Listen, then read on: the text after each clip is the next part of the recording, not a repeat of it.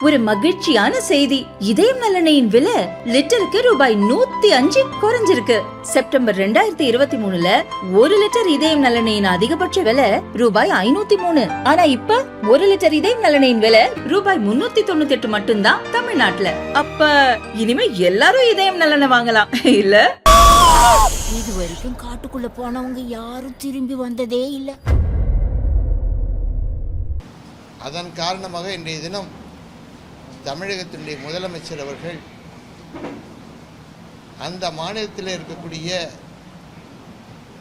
அனைத்து கட்சியினுடைய தலைவர்களை அழைத்து இன்றைய தினம் ஒரு கூட்டத்தை நடத்தியிருக்கின்றார்கள்.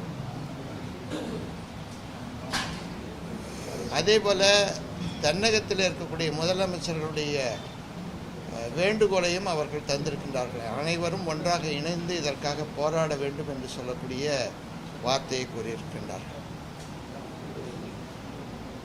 புதுவையை பொறுத்த அளவில்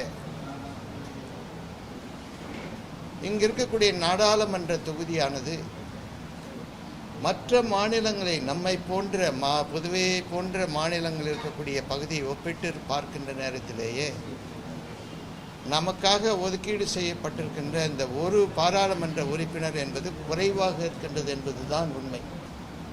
மக்கள் தொகையிலே அடிப்படையில் இருக்கக்கூடிய இந்த நாடாளுமன்ற தொகுப்பிலே புதுவை மாநிலத்திற்கென்று 2 தொகுதிகள் வேண்டும் என்று சொல்லக்கூடிய அளவிற்கு அழுத்தத்தை தர வேண்டும்.